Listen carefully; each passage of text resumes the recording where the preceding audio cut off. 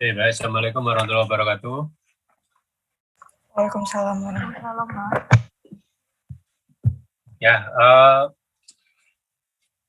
kita ketemu lagi. Jadi untuk pemrograman jaringan ini kita kemarin 2 minggu yang lalu gitu ya, kalian saya beri kesempatan untuk mengerjakan tugas-tugas yang kemarin belum diselesaikan dan juga tugas kelompok. Nah, gimana perkembangannya Pak? Ini ya. Jadi ya saya harapkan perkembangannya cukup baik. Nanti saya akan minta laporan dari asisten untuk masalah ini dan saya harapkan sebelum nanti minggu ke-15 saya harapkan semua sudah bisa selesai ya tugas-tugasnya. Karena tugas-tugas ada beberapa tugas lagi yang akan menyusul.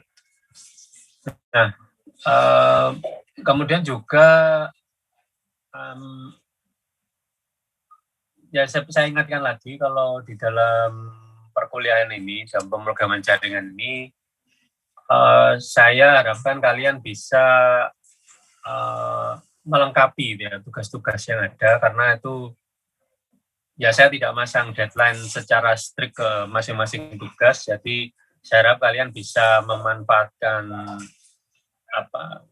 keleluasaan tadi gitu ya untuk mendapatkan nilai maksimal. Ya seperti itu. Jadi nggak ada restrict, terus kemudian semua UAS itu juga akan berdasarkan dari semua evaluasi berdasarkan dari tugas-tugas yang kalian kirimkan nih. Oke, kemudian untuk selanjutnya, maka kita akan lebih mengarah ke topik gitu ya, topik khusus dalam pemrograman jaringan, seperti itu dalam hal studi kasusnya. Gitu ya. Kita kemarin sudah mempelajari tentang pemrograman soket, nah sekarang kita akan pelajari tentang bagaimana soket programming itu digunakan. Seperti halnya kita sudah kemarin mendesain chat protokol, kemudian ada kasus yang lain lagi yang sebenarnya merupakan bagaimana cara kita menggunakan soket tadi gitu. Dan saya ingatkan juga bahwa soketnya sebenarnya adalah sebuah pipa gitu. Jadi bagaimana kita manfaat pipa tadi untuk membuat bangunan-bangunan yang memanfaatkan pipa tersebut.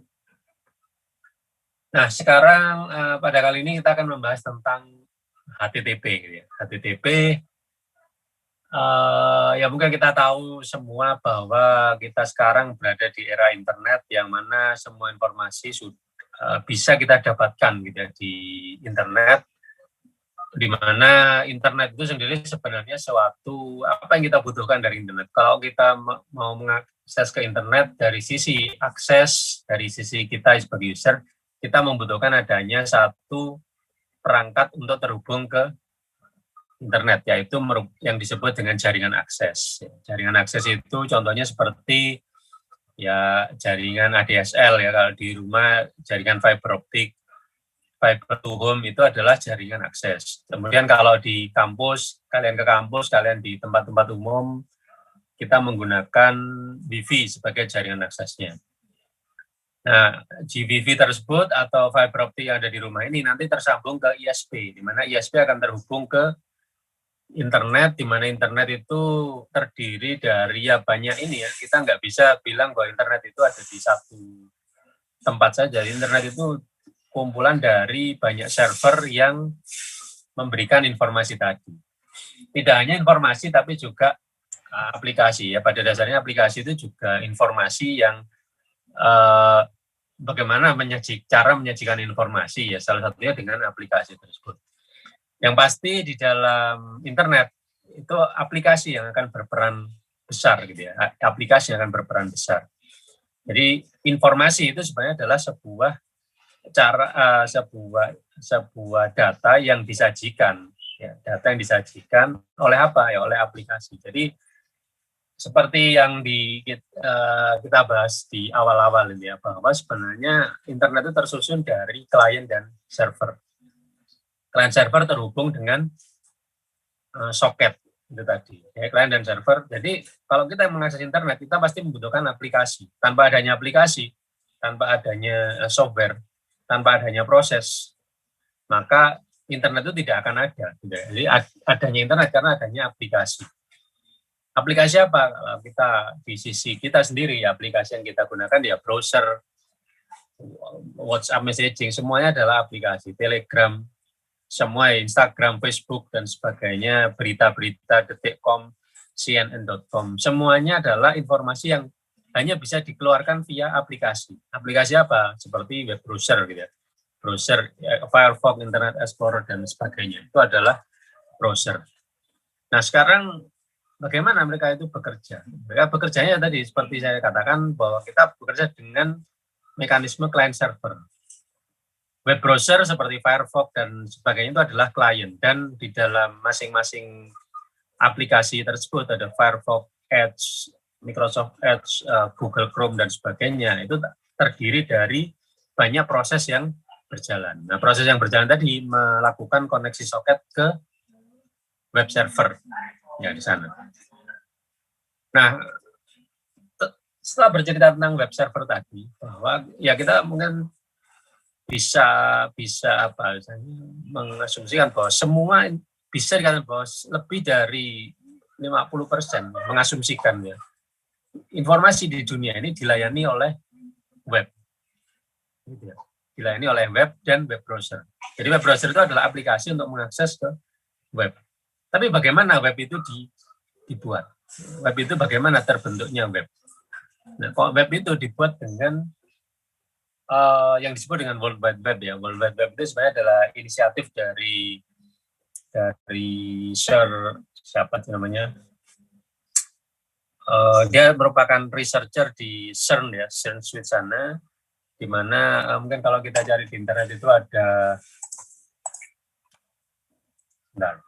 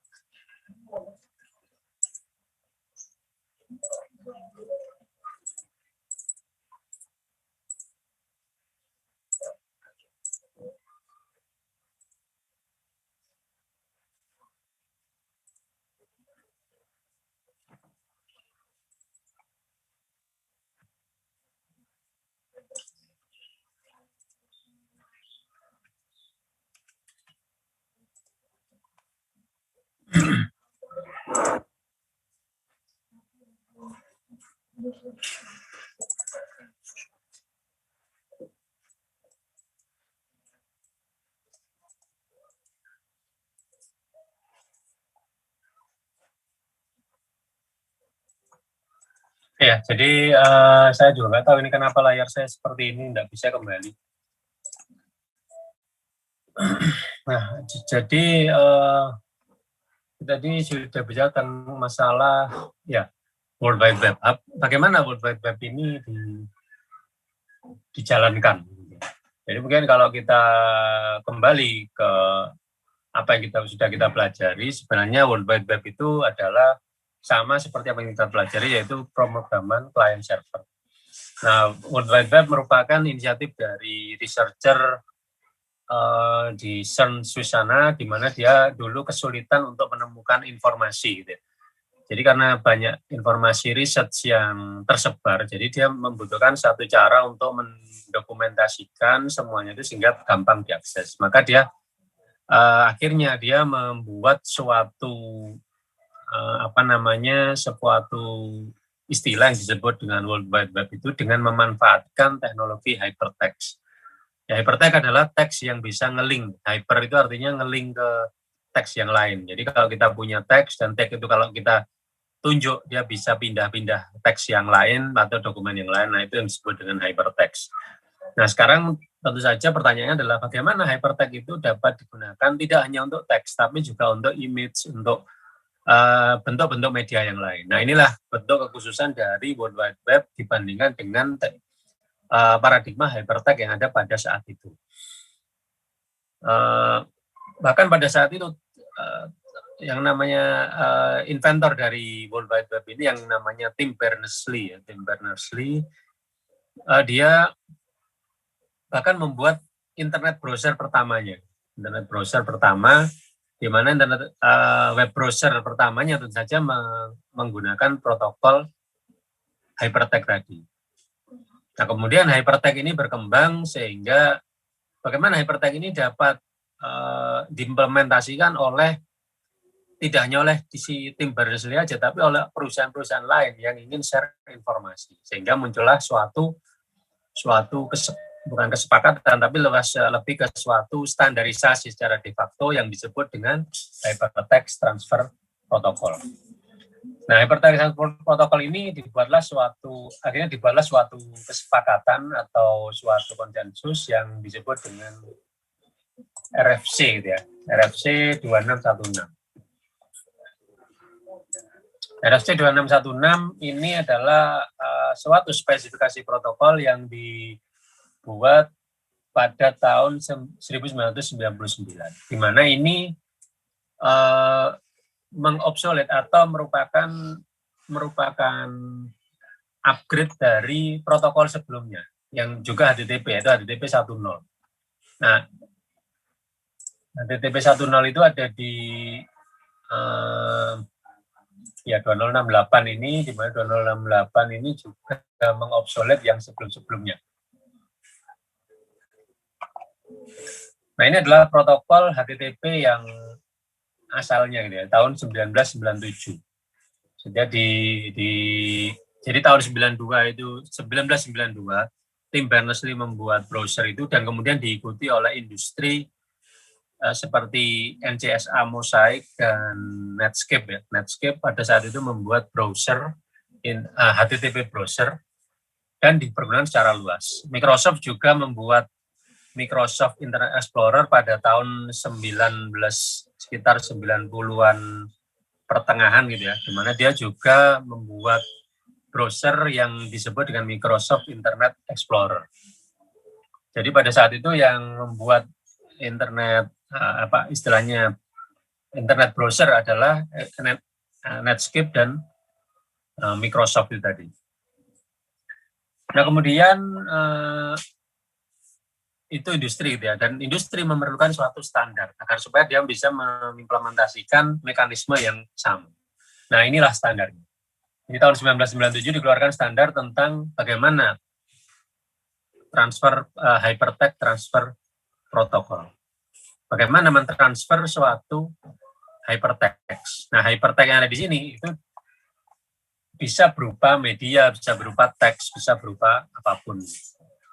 Nah jadi itu dispesifikasikan dalam dokumen ini dan dokumen yang lebih baru yaitu 2616. 2616 ini yang lebih baru dan 08 yang versi sebelumnya. Jadi Juni 1999. Kemudian ini juga tidak berhenti sampai di sini, tapi juga sudah sampai ke versi-versi yang setelahnya. Ya. Jadi 7235 ini merupakan tambahan gitu ya, tambahan dari protokol HTTP 11.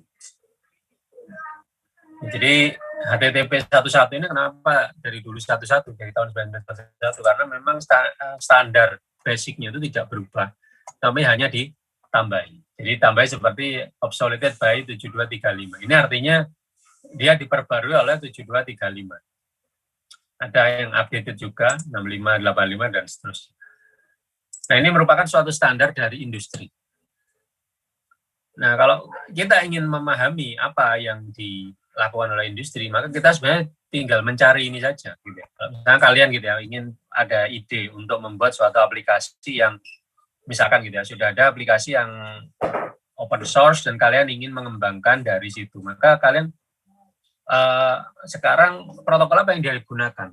Nah, protokol itu kalau sesuai industri pasti akan ada di RFC atau ada dokumentasinya. Nah, sekarang pertanyaan adalah apa yang kita lakukan gitu ya? Apa yang kita lakukan? Kalau kita ingin mengimplementasikan hypertext transfer protokol ya kita harus mengikuti standar ini. Kalau kita ingin membuat protokol, kalau kita ingin membuat suatu chat messaging, maka kita sesuaikan dengan industri dengan melihat protokol ini. Tentu saja tidak menutup kemungkinan kita membuat protokol sendiri. Ya namanya sesuatu itu kan kalau kita ingin membuat sendiri ya bisa, tapi tentu saja kalau kita membuat sendiri itu tidak dipahami oleh industri. Nah tergantung kita mau memilih yang mana. Kalau kita ingin itu tidak ada yang benar dan salah, cuma tinggal preferensi aja. Kalau kita ingin comply dengan industri, kita biasanya sesuaikan dengan standar yang sudah diakui secara de facto gitu ya. Ya seperti halnya mungkin kalau kalian nanti setelah lulus dari ITS, kemudian kalian punya kemampuan di bidang database, tapi tidak sesuai dengan industri, ya berarti nilai kalian di pasar mungkin tidak akan sebesar bagi yang menguasai produk-produk yang sudah laku di industri. Itu memang suatu pilihan. Nah, oke, kita sekarang ke pembahasan tentang HTTP. Ya, kalau ini adalah spesifikasinya, mungkin kalau dibahas bisa panjang sekali ini halamannya. Namun kalian bisa selalu membuka ini kapan saja, di mana saja, dan juga kalau kalian ingin mengetahui fitur-fitur apa sebenarnya yang memungkinkan untuk dijalankan di HTTP, kalian bisa melihat di sini. Sebagai contohnya gitu ya, contohnya adalah kemampuan server pada umumnya sama semua. Kemampuan server adalah menerapkan protokol yang sama. Nah, mungkin saja browser itu tidak menggunakan kemampuan itu. Kalian bisa mengeksplor protokol ini dan menggunakannya untuk program kalian sendiri. Seperti contohnya ini ya, Internet Download Manager. Internet Download Manager. Bagaimana Download Manager itu Kalau kita download pakai Internet Download Manager itu bisa lebih cepat dari yang pakai browser misalkan. Nah, kenapa? Karena Internet Download Manager itu memanfaatkan salah satu kelebihan dari spesifikasi protokol HTTP ini.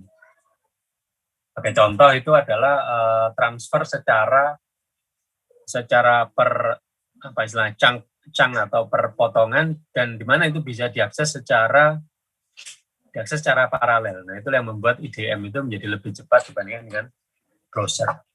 Nah, itu sebenarnya adalah fitur yang ada di situ, tapi tidak dimanfaatkan oleh browser. Kalian bisa mengeksplor itu semua, sehingga bisa kalian gunakan untuk kepentingan, keuntungan kalian sendiri. Oke, kita lihat aja overview-nya, di mana overview dari HTTP ini sebenarnya ada di, kita bisa lihat yang di sini yang mungkin lebih singkat gitu ya. Jadi kalau kita lihat gambar ini, HTTP adalah protokol yang memungkinkan kita untuk fetching atau mengambil resource dari sebuah server. Jadi sebuah server, di mana itu semua nanti akan dikelola di dalam sebuah dokumen seperti ini. Nah, kalian lihat di yang sebelah kiri ini menggunakan browser, menggunakan apapun itu. Nah, ini menggunakan. Nah, terus bagaimana mengumpulkan ini semua? Nah, kita harus agregatornya atau bahasa yang menyatukan itu semua adalah HTML. Nah, HTML, salah satu bagian dari HTML adalah mengambil resource ya, contohnya seperti layout, CSS, ngambil dari web server, image ngambil dari web server. Tapi untuk video bisa ngambil dari video server yang bisa jadi berada di tempat yang jauh berbeda dengan web servernya. Kemudian juga ada ad server yang dapat diambil dari tempat yang berbeda. Ya, sebagai contoh kalau kita nonton YouTube, ya YouTube bisa jadi berbeda-beda ini ya, berbeda-beda objeknya gitu ya, berbeda-beda objeknya, sehingga dan juga servernya bisa berbeda-beda.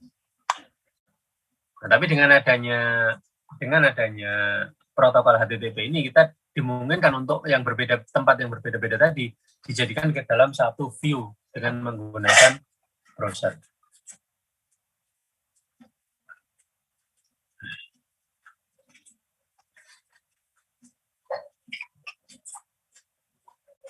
Nah, HTTP adalah client server protokol seperti yang kita pelajari selama ini. Request akan dikirim oleh satu entity, user agent atau browser.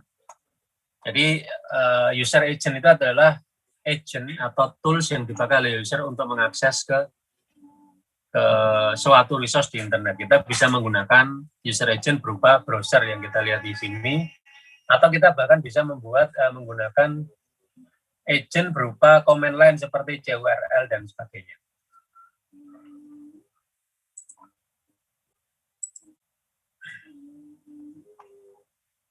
Nah, kemudian di sini juga ada proxy.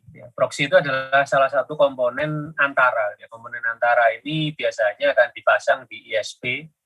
Jadi kalau hubungan kita dari klien ke server, itu kan kita biasanya membuat soket dari klien ke server secara langsung. Tapi sebenarnya bisa jadi itu akan diintercept oleh proxy, dan proxy akan meneruskan ke server. Nah, ini biasanya dilakukan oleh ISP. Kemudian ada web server. Nah, saya kira ini kalian sudah familiar dengan server kemarin ya. Tentu saja dengan server yang kemarin, server adalah suatu pihak yang sifatnya itu melayani dan sifatnya adalah aktif ketika ada request. Tanpa adanya request, dia akan pasif menunggu request. Nah, kalau untuk HTTP server itu disebut juga dengan web server. Jadi web server dan web client ini sebenarnya adalah client server seperti yang kita pelajari itu, namun menggunakan protokol HTTP. Nah, ini adalah konsep dari aspek dari HTTP. HTTP adalah simple, sangat sederhana. HTTP umumnya didesain dan sifatnya itu bisa dibaca oleh human, gitu ya. Oleh human artinya kita bisa membaca itu secara ini, bisa mengikuti prosesnya. Kemudian HTTP itu extensible, dapat kita akan dapat menambahkan poin-poin itu secara mudah, ya, secara mudah.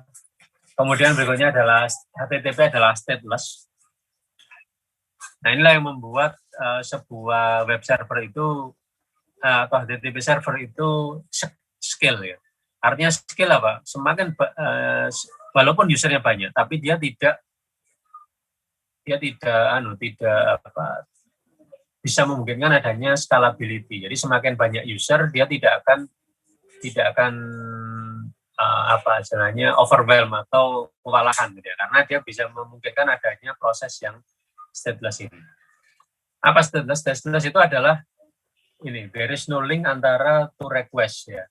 Jadi kalau misalnya ada satu request diminta ke sebuah server, maka kalau ada request lain dari user yang sama, itu tidak ada hubungannya sama sekali dengan yang sebelumnya. Jadi benar-benar murni bahwa itu adalah request yang berbeda. Jadi seperti halnya kalau kita misalnya ke suatu layanan gitu ya, ke bank misalnya, layanan ada 5 orang di bank, 5 orang teller, ada saya mengakses ke teller-teller tersebut. Request pertama oke. Nah, request kedua, teller walaupun teller yang sama, teller yang pertama tadi tidak akan punya informasi apa-apa tentang saya. Walaupun orangnya sama. Nah, bagaimana cara dia mengetahui informasi tadi adalah dengan dokumen yang saya bawa ke teller tadi. Jadi semuanya berdasarkan dari apa yang ditransfer. Jadi tidak ada kewajiban bagi HTTP server atau web server untuk menyimpan sesi dari seseorang atau sebuah klien.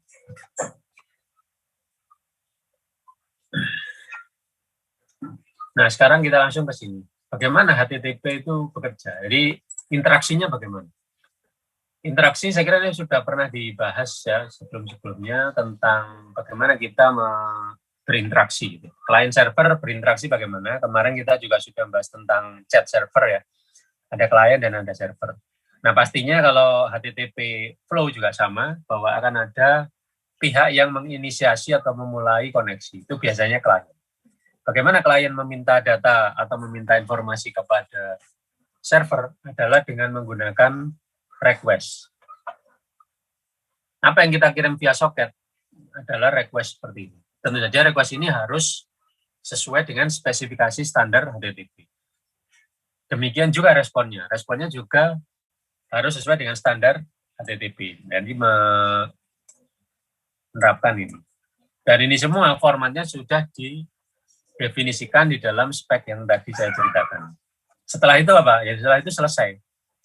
Jadi cuma satu, open TCP connection, 2, kirim message HTTP, 3, baca respon, 4, close, selesai. Nah ini saya familiar gitu kan dengan hal ini ya. Ini kan sudah sering kita lakukan gitu ya di dalam pemrograman jaringan ini dengan pemrograman soket. Jadi dia cuma open TCP connection dengan soket, send HTTP message, baca respon, tutup.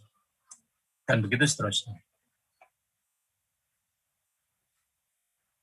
Nah, kemudian kita bahas tentang bagaimana message itu dikirimkan, bagaimana message itu diformat. Nah, ini adalah bagian dari protokol. Protokol adalah, salah satu bagian dari protokol adalah format dari apa yang dikirimkan. Jadi protokol itu kumpulan spesifikasi dari apa yang harus dikirimkan, interaksinya bagaimana. Nah, ini adalah salah satu contoh dari protokol. Open, kirim, baca, close. Ini salah satu dari protokol, mekanisme. Gitu ya, mekanisme. Kemudian message-nya apa? Nah, formatnya seperti apa message ini? Message diformat dalam bentuk ada metode, ada path, kemudian ada versi dari protokol. Kemudian ada headers yang diperlukan. Ini adalah header, ada yang wajib, ada yang tidak wajib. Tapi untuk host ini wajib, gitu ya. Bagi HTTP 1.1, host ini wajib. Jadi kalau kita mengirimkan sesuatu ke web server, kita harus ada metode, ada path, dan ada versi dari protokol. Sebagai contoh, kalau saya mengakses ke www.its.ac.id gitu ya, kan kalau kita baca di sini, kalau kita lihat di sini, yang sederhana aja, www.http://bin.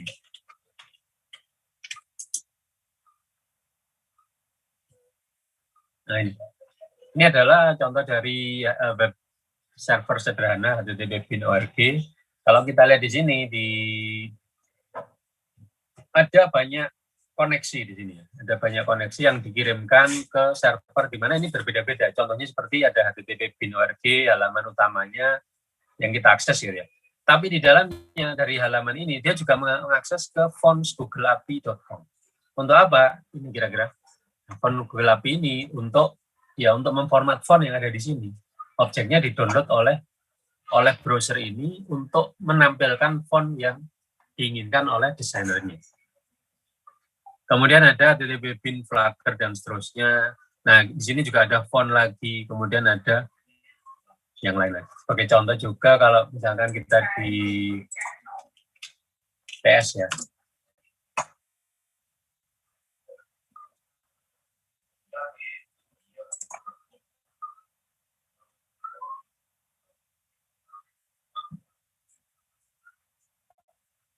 ITS terdiri dari banyak objek yang diakses, tidak hanya di ITS tapi juga di luar. Beberapa ini ya, situs-situs ini, misalnya CNN.com. Nah, CNN.com kalau kita lihat di network ini ya, di debugger ini kita lihat CNN.com itu adalah halaman ini sendiri. Kemudian dari CNN.com dia mengambil objek dari edition CNN.com, kemudian dia mengambil font dari edition ecdn.com dan seterusnya. Kemudian dia juga mengambil objek dari sini, dari situ dan sebagainya. Oke, jadi ini yang ya dia mengambil. Tapi apa yang dia minta apa? Yang dia minta adalah kita lihat di sini. Nah, ini adalah apa yang dia minta ada di sini. Jadi kalau kita lihat di sini, apa yang dia minta apa yang diminta oleh browser ini ke server adalah dilihat di sini. Di sini akan terlihat bahwa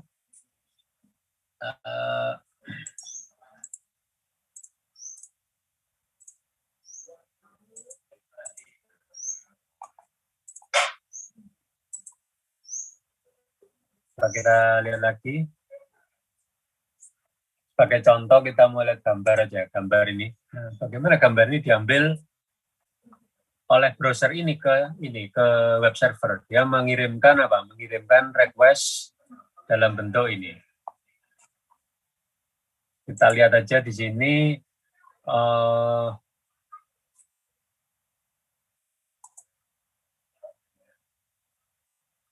apa yang dia apa yang dia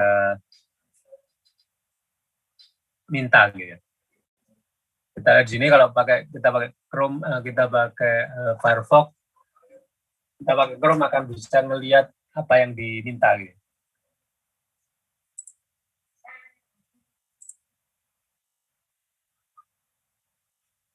Kita bisa menggunakan ini untuk menggunakan format ini juga untuk mengakses ke objek ini.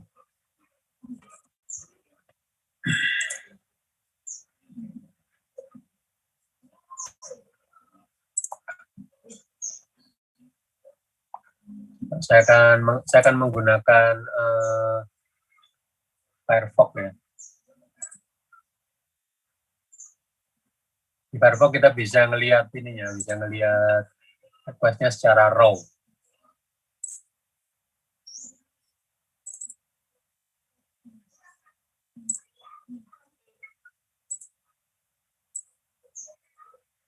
Oke, kita lihat sini inspect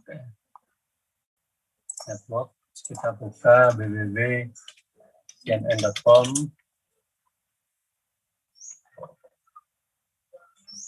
Nah, kalau kita lihat di sini ada ya sama seperti yang di Chrome tadi.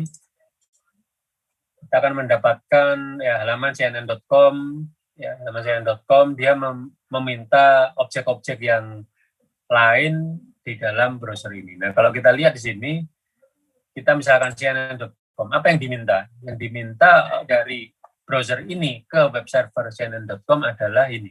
Request-nya apa? Request-nya seperti ini. Kita bisa melihat secara raw. Request header. Nah, ini yang diminta.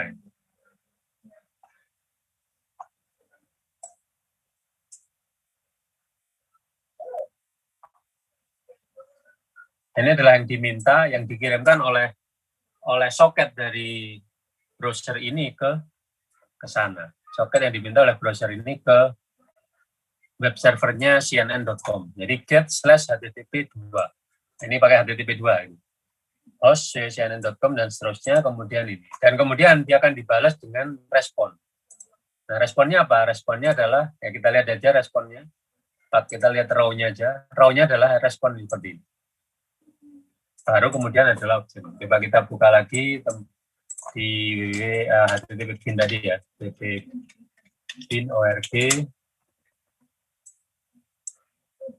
Kita lihat di sini halaman http.bin.org.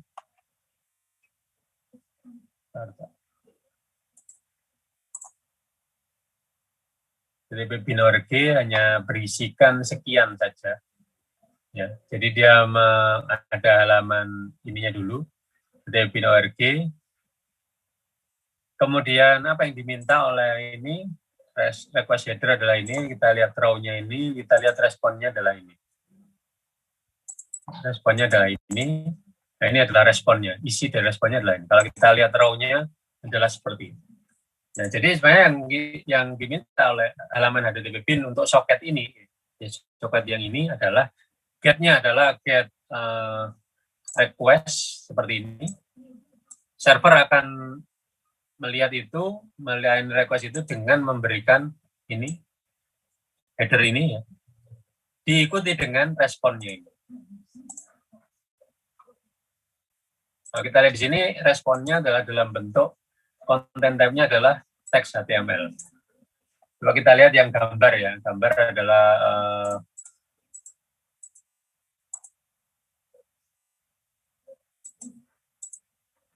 mungkin kalau kita cari gambar yang lain, misalkan www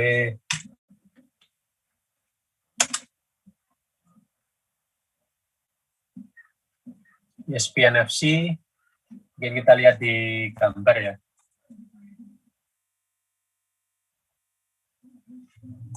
Gambar ini kalau kita lihat sini ada soket yang mengambil gambar. Di situ kita lihat aja apa yang di-request ya. Yang di-request adalah get, desain, aset, dan seterusnya. Responnya apa? Responnya adalah ini. HTTP 2.200 OK. Kemudian apa? Respon apa? Datanya bagaimana? Kalau ini adalah header, kemudian diikuti oleh data. Apa datanya? Datanya adalah ini. Kita lihat raw-nya, nggak bisa dilihat ya. Raw-nya nggak bisa dilihat. Raw-nya nggak bisa dilihat, harusnya bisa dilihat di sini. Nah, jadi seperti itulah yang sebenarnya dilakukan oleh web server. Cuman sekarang tinggal menerapkan saja apa yang dikirimkan itu yang penting. Jadi sebenarnya kalau kita ingin mengakses kita ingin membuat web server atau web client ya kita tinggal memahami protokolnya. Paling tidak adalah basic dari apa yang harus dikirim dan diterima untuk operasi-operasi yang paling basic gitu ya. Nah, kita lanjutkan ke pembahasan berikutnya tentang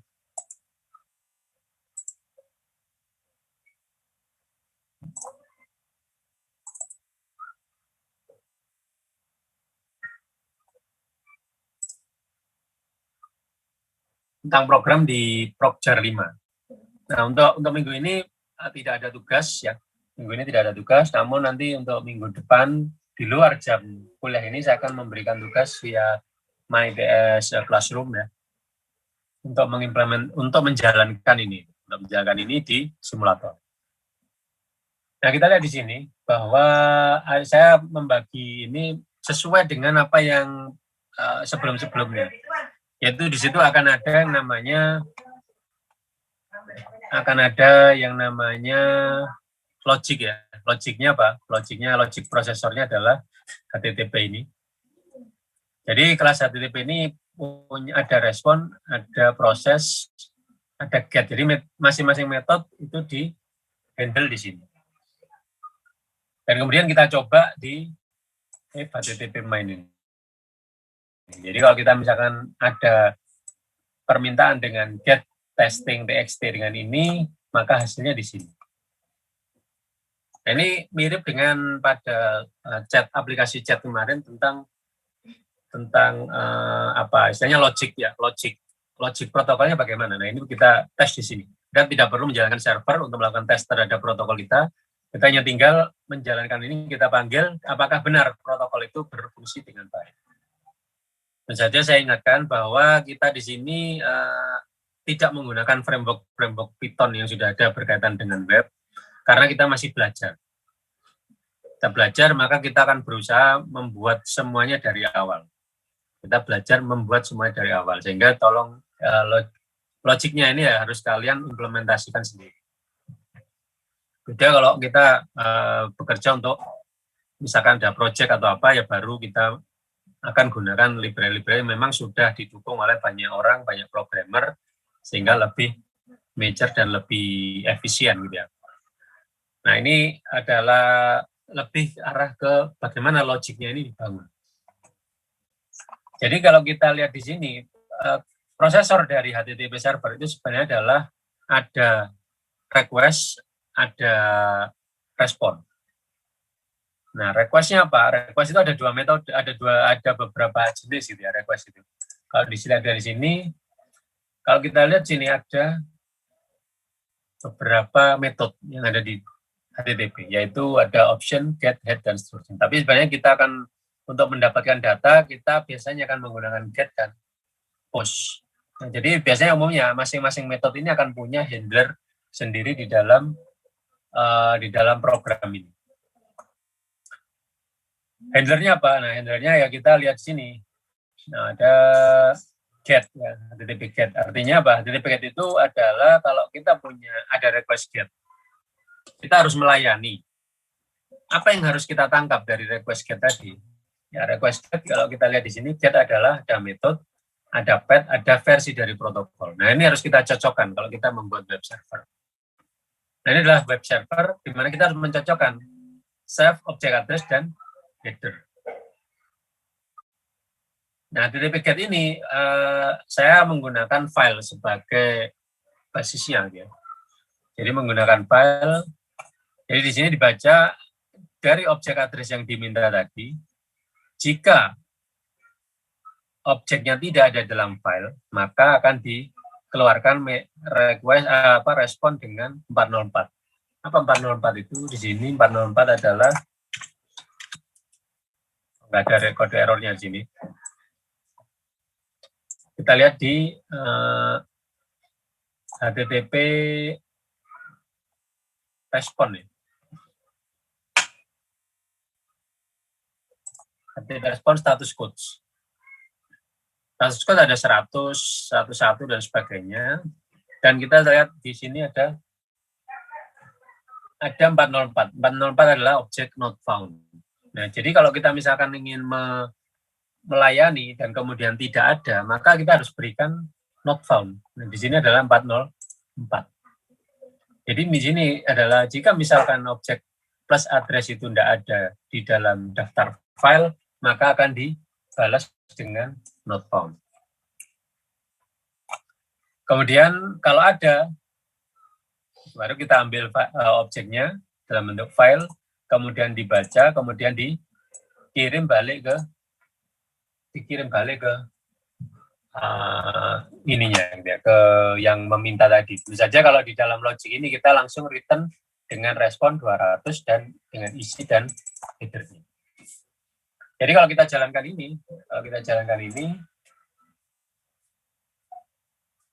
ya kita tidak perlu menjalankan klien, tapi kita hanya perlu menjalankan di sini saja. Benar nggak protokol kita itu berjalan dengan baik?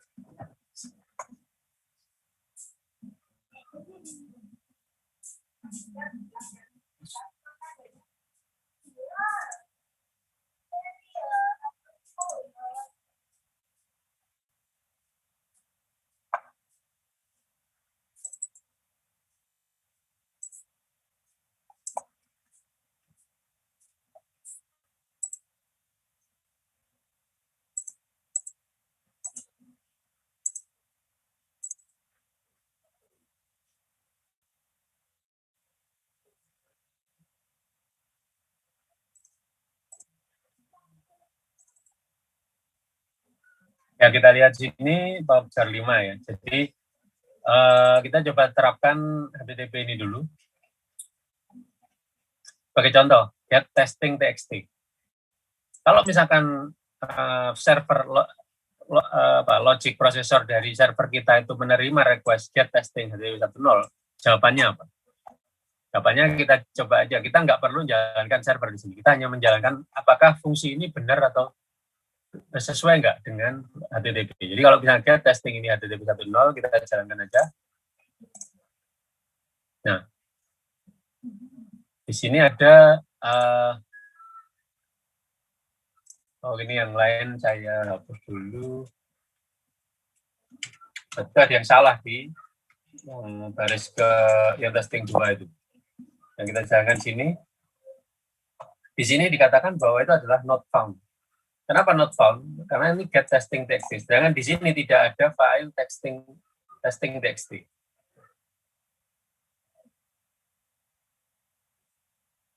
Padahal di sini ada.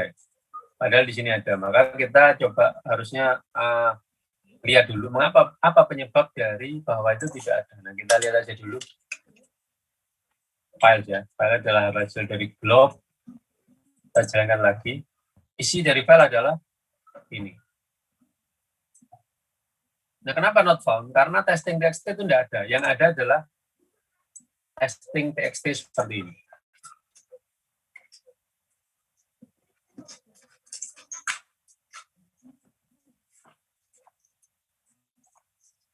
Nah, sekarang kita coba ganti dengan tadi.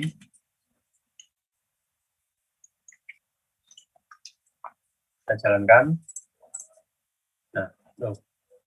Masih telepon juga.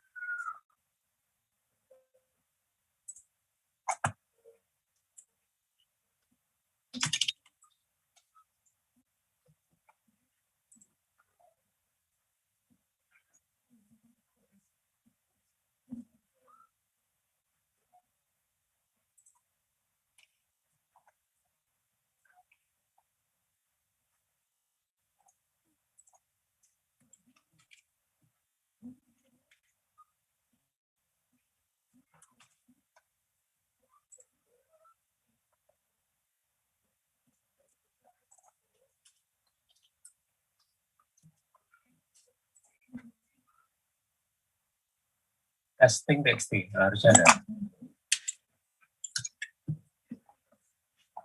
Jika di titik objek address,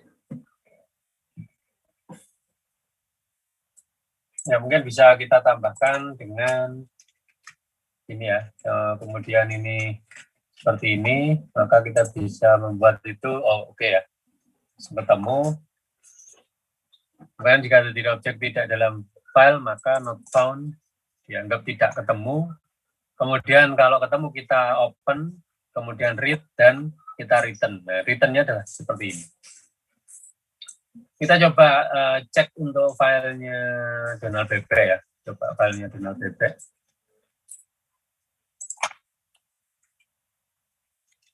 Kalau ini ada kekeliruan sini yang jelas. Ya. Kenapa? Karena di sini ya harusnya ada ini ya, posisional ini, DTP get ini. DTP get haruslah ada save, object address, dan header. Tapi kita di sini adalah proses. Jadi proses itu kita harus bagaimana kita memproses string dari socket, kemudian diproses di sini.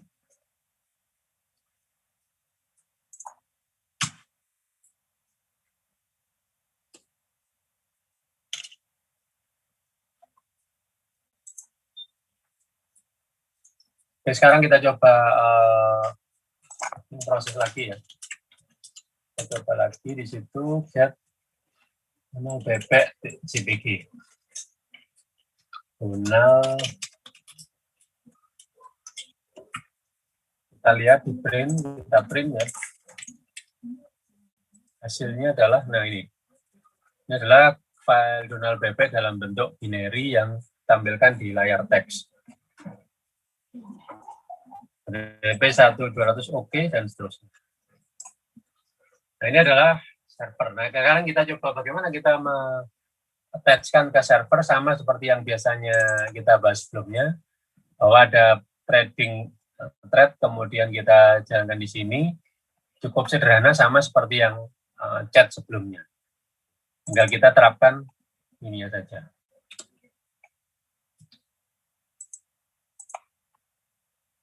Sampai di sini ada yang ditanyakan?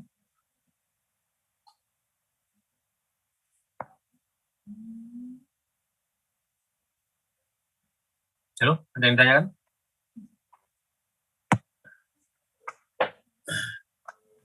Belum, Pak. Belum ada, Pak. Ya, jadi itu adalah pada dasarnya bagaimana kita mengimplementasikan HTTP server, gitu. HTTP server di menggunakan Python. Nah, sekarang coba kita jalankan ya. Kita jalankan ini, kita menggunakan server thread HTTP ini. Jadi kita lihat di sini, kita akan menggunakan HTTP server yang ada di modul tadi, from HTTP import HTTP server. Jadi kita akan menggunakan kelas yang ada di sini. Kita menggunakan thread ya, HTTP server sama dengan HTTP server. Kita akan panggil metodenya dengan program server yang kita inikan. Sekarang kita jalankan aja langsung, kita nggak perlu ngerubah ini, karena sebenarnya ini kan, ya ini sudah nggak ada, yang berubah adalah logiknya. Yang berubah cuma logik pemrosesannya, tapi secara pattern, pola dari program server adalah seperti ini, tidak banyak, tidak berubah, Pak. Berubah mungkin kita rubah portnya aja, tapi untuk yang lain tidak banyak berubah. Coba kita jalankan ya. Oke, sudah berjalan. Sekarang saya akan coba, berarti apa? Kita akan, karena kita tadi membuat web server, maka kita akan bisa mengakses menggunakan ya HTTP client. Seperti contohnya adalah browser. Seperti contohnya adalah browser. Nah, sekarang kita lihat, apakah bisa browser mengakses ke yang program yang kita buat tadi. Di sini alamatnya berarti di port 8889.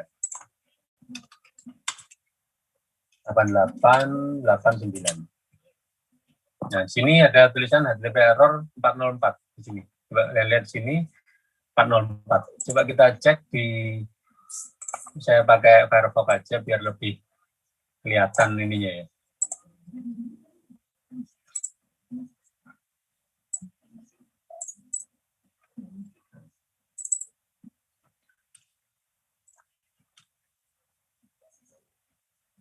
Saya akan menggunakan ini, coba saya akan akses ke HTTP localhost port 8889.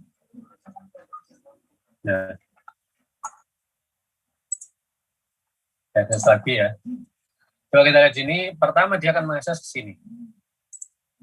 Ya. Hasilnya adalah dalam 404. Hasilnya dalam 404. Not found. Kenapa? Karena memang tidak ada data ini. Coba kalau kita lihat sini, apa yang diminta oleh browser adalah slash. Nah, sedangkan kalau kita lihat slash itu tidak ada di sini. Slash itu tidak ada di sini. Coba kita lihat lagi, get untuk slash, nggak ada. Di sini nggak ada. Kalau kita print di files, nggak ada slash. Nah, coba kita reload ya, reload. Coba kita jalankan lagi. Nah, di sini tidak ada yang namanya slash. Tidak ada. Sini tidak ada. Nah, kita bisa membuat supaya kalau ada slash itu bisa di ya kita aja, kita manipulasi supaya kalau ada slash ya supaya tidak not found gimana? Ya kita langsung di sini aja. If, langsung aja, if object address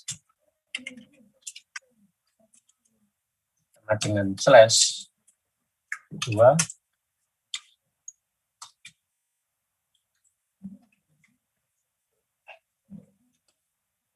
berarti apa ini yang diberikan adalah return save response 200 oke isi ini adalah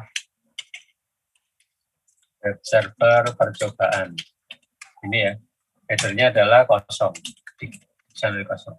Sekarang kita lihat, kita jalankan lagi. Kita lihat ini. Nah, keluarnya adalah ini. Karena slash itu kan nggak ada. Maka untuk mencegah dia menampilkan 404, maka kita berikan suatu intercept di sini. Minta intercept dengan jika objek address adalah sama dengan slash, maka kita lihat seperti ini. Ini adalah web server percobaan. Nah, sekarang kita lihat objek yang lain tentang misalkan testing tadi ya, testing txt. Nah, kita langsung aja di sini, testing txt. Testing txt, keluarnya apa? Adalah not found juga. Nah, kalau kita lihat di sini, slash testing txt, kita lihat di sini titik slash gitu ya, titik slash testing. Jadi pasti nggak akan ada. Jadi bagaimana caranya supaya ketemu? Nah ini, jadi kita harus mentranslasikan dari file tadi ke dalam bentuk ini, ke dalam bentuk yang bisa kita ini kan ya.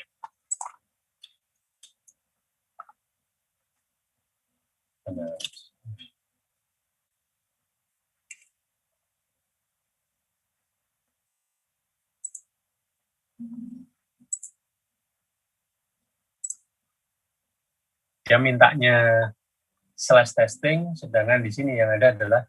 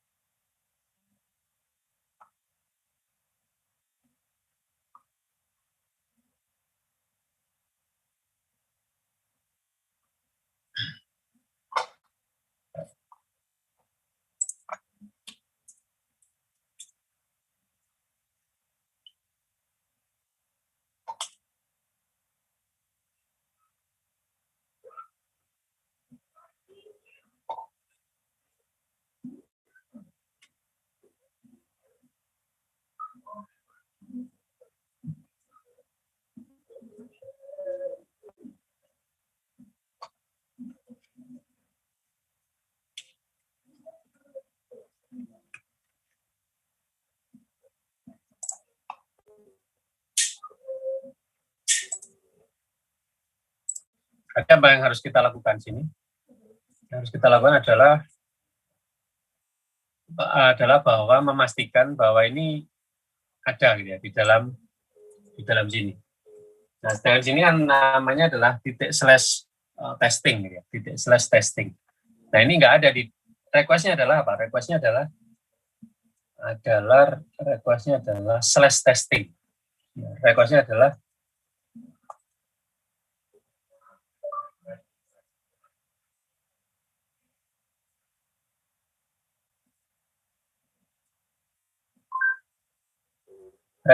slash testing txt. Request-nya adalah slash testing txt. Nah, maka kalau seperti itu ya kita harus manipulasi di sini gitu. Harus manipulasi di sini. Jadi jika objek address itu adalah slash testing, ya kita harus apa namanya, ya kita kurangi aja bahwa objek address adalah sama dengan objek address 1.2. Coba kita cek, reload, jalan lagi. Nah, kelihatan sini. Nah, kenapa demikian? Karena kita asumsikan bahwa objek address yang titik slash yang ada di sini, ya, kalau ada titik slash di mintanya di sini, ya kita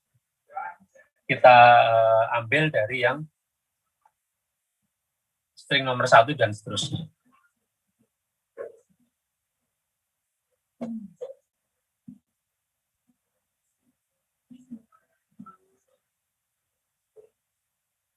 Oke, kemudian kita lanjutkan ke file yang lain, kita tes ya.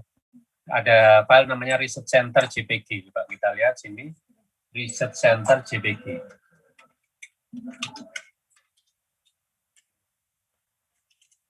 Nah, yang keluar gambar ini.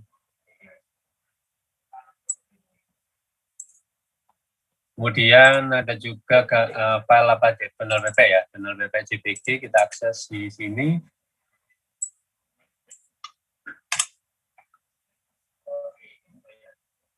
Nah, kita lihat sini apa yang kita lihat aja request-nya apa. Request-nya kan ini sebenarnya. Request-nya adalah kalau kita lihat row get Donald WP ya. Ini request-nya di sini. Kita lihat sini. Ya, request-nya akan tampak di sini ya. Request-nya akan tampak di sini.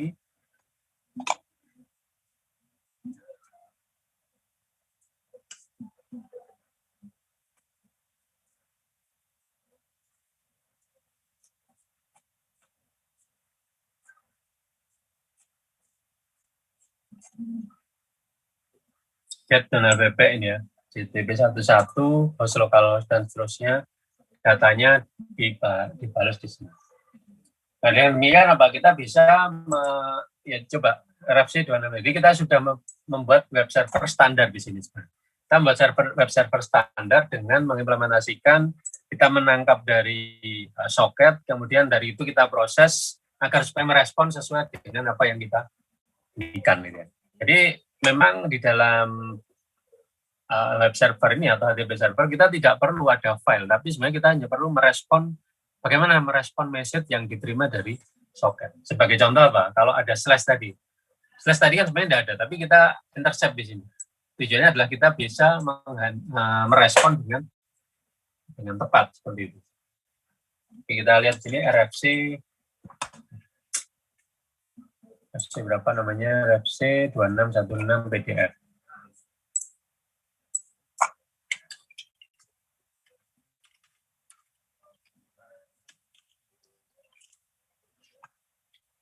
Ada atau tidak ada filenya.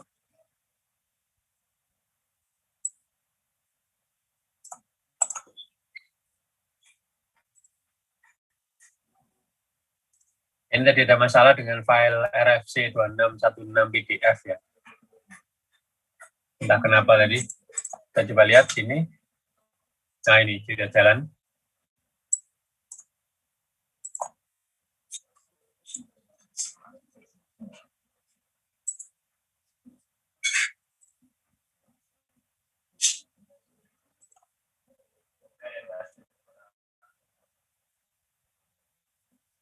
Ya tapi karena ini ya pada umumnya bisa jadi berupa masalah di ininya gitu ya, masalah di transfer filenya atau kelamaan nutupnya. Gitu. Jadi mungkin nanti ada masalah di situ. Nah, tapi untuk file-file yang berukuran kecil ini tidak ada masalah. Nah, seperti ini bisa langsung tampil seperti apa adanya.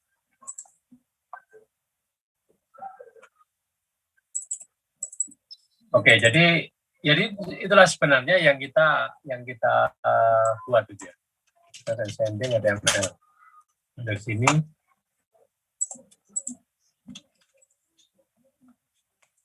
Lagi filenya Pokichan JPG ya.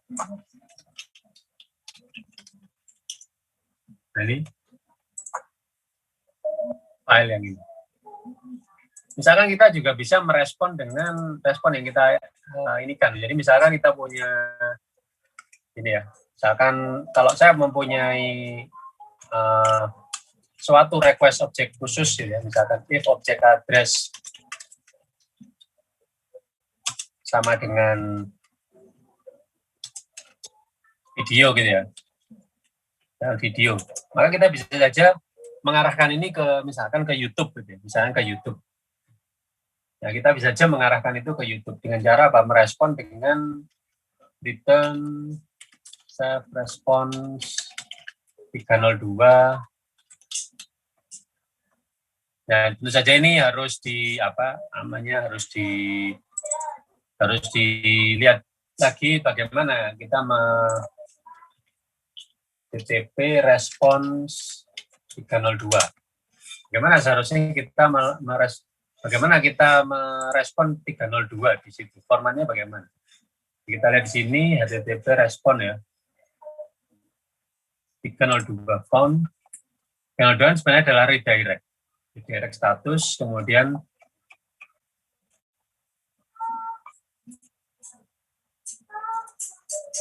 302. Kita langsung aja di sini coba DPS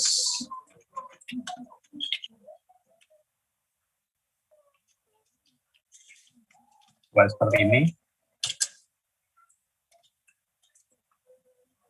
Sekarang kita jalankan ya. Sekarang kita coba jalankan yang video. Video berarti ini responnya masih harusnya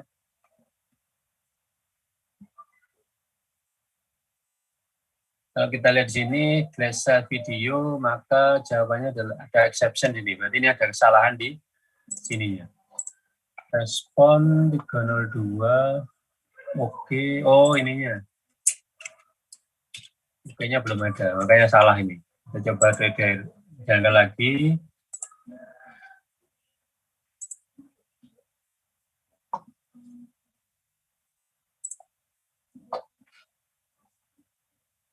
Nah, ini berarti harus dilihat dulu header dari 302 yang betul seperti apa nih. Ini kita bisa cari aja sampel of 302 redirect.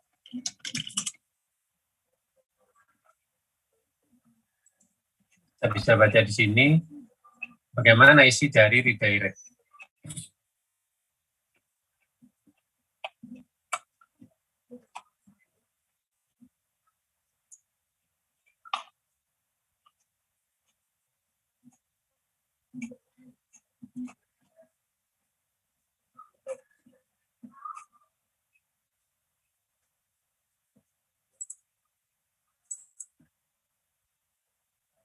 Channel 2 itu mungkin kita lebih baik lihat di ini aja.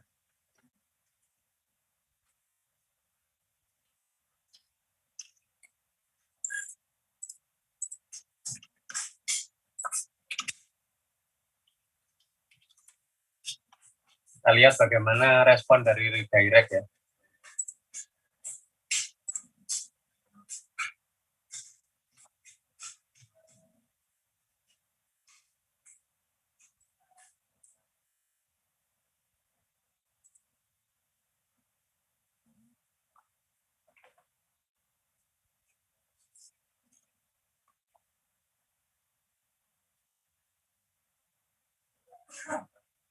Oh ya, 302 di sini kita lihat row-nya.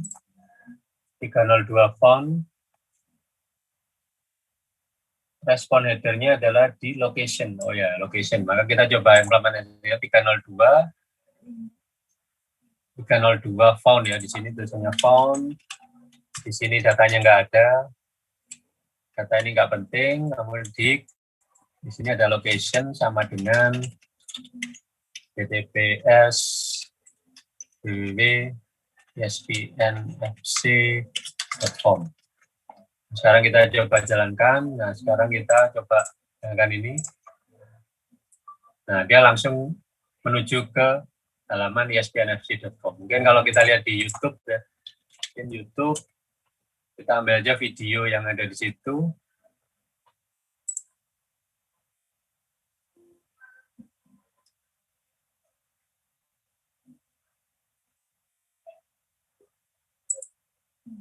Kita lihat aja di sini,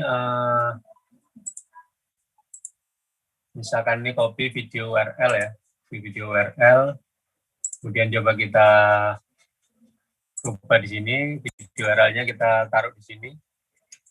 Kalau kita manggil video, itu akan bisa langsung menuju ke sana. Kita reload, kemudian kita jangan kita akses video tadi ya. Nah, langsung play video yang dimaksudkan tadi.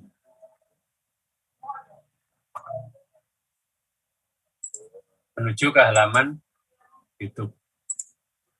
Nah, jadi seperti itu hal yang mungkin bisa kita manfaatkan sebagai ini. Kalau kita membuat web server, jadi kita bisa mengimplementasikan itu dengan web server ini. Jadi kita sebenarnya tinggal bagaimana merespon request-request yang masuk dan bagaimana merespon dengan. Nah, kita bisa saja merespon dengan file seperti ini, kita bisa saja merespon dengan respon, ya, merespon dengan respon yang kita buat sendiri gitu ya. Misalkan aja ada if object address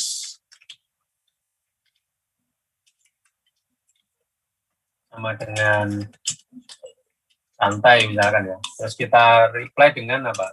Ya, kita bisa aja reply dengan gambar yang bisa jadi berbeda gitu ya, misalkan 200 oke. Nah, gambar ya berarti kalau gambar seperti tadi kita harus ambil gambarnya dan kemudian kita read dan kita posting balik di sini.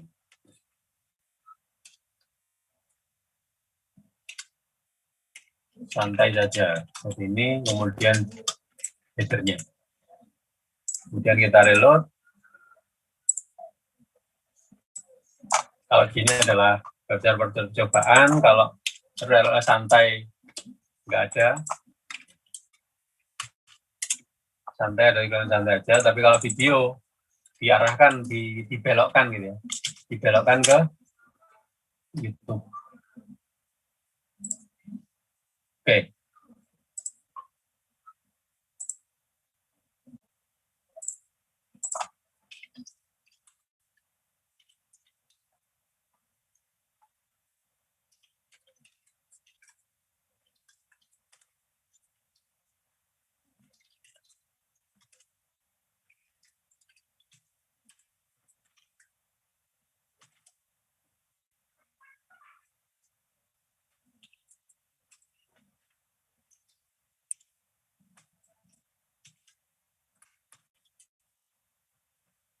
Oke, sudah saya push ke GitHub. Jadi bisa kalian lihat yang tadi kita baru saja cek gitu ya. Yang baru saja kita cek tadi sudah bisa diinikan. Jadi demikian. Jadi kita tadi barusan overview tentang HTTP dan bagaimana membuat servernya. Jadi sebenarnya pada umumnya server itu tidak berubah. Yang berubah adalah bagaimana message itu diproses. Dan tentu saja kita harus menyesuaikan dengan protokol yang kita gunakan gitu ya.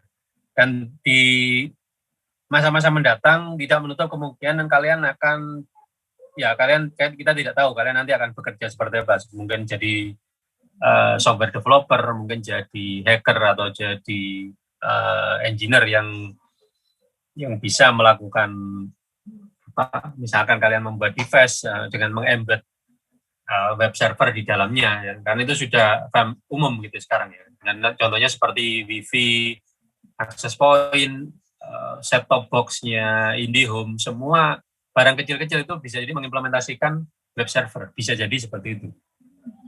Karena apa? Karena sudah semakin banyaknya gitu ya, klien atau aplikasi-aplikasi yang menggunakan protokol ini. Jadi ini bisa menjadi suatu peluang industri gitu ya, di masa mendatang yang mungkin belum ditemukan sekarang tentang peluang-peluang yang lain. Nah, jadi seperti itu. Ya mungkin pada saat awalnya si Sir Tim Berners-Lee waktu membuat browser di web itu bayangannya juga tidak seperti sekarang ini, tapi lebih ke bagaimana dokumen itu didistribusikan, disebar dengan cara efisien. Tapi kemudian berkembang menjadi sangat pesat itu karena adanya potensi-potensi yang dapat dimanfaatkan dan pada saat itu belum terpikirkan. Oke, ada pertanyaan sampai saat ini? Belum ada, Pak. Oke, kalau belum ada mungkin nanti ya silakan dipelajari, nanti saya akan berikan tugas sebelum minggu depan untuk dikerjakan di classroom seperti biasa. Saya belum ngecek tugas-tugasnya, namun saya minta asisten untuk melakukan itu. Saya harapkan kalian harus proaktif gitu ya ke asisten. Kalau kalian merasa belum, ya kalian konsultasikan ke asisten bahwa itu belum dan ingin mengumpulkan gitu ya. Jadi kalau itu tetap harus dari inisiatif kalian sendiri, karena nanti pada saat ada masa di mana itu semua tidak akan diperhitungkan lagi gitu ya. Jadi sebelum minggu ke-16-17 saya harapkan kalian sudah mengumpulkan semua tugasnya, dan saya harapkan lagi jangan mengcopy paste dari teman-temannya gitu ya. Mungkin nyontoh enggak apa-apa, tapi harus diketik sendiri. Jangan hanya copy paste. Copy paste ya saya harapkan ada beberapa orang yang di kuliah saya beberapa waktu yang lalu itu ya saya anulir nilainya. Gitu ya. Jadi memang sudah enggak ini. Dan juga ada yang tidak mengumpulkan tugas setelah di minggu ke sekian tidak ada progres. Nah, itu adalah ini ya. Jadi sudah diberi kesempatan namun tidak dimanfaatkan. Oke, kalau nggak ada pertanyaan lagi, saya akhiri ya. Ya, saya akhiri. Assalamualaikum warahmatullahi wabarakatuh. Waalaikumsalam. Terima kasih banyak, Pak. Terima kasih banyak, Pak. Siang. Yang Terima kasih, Pak.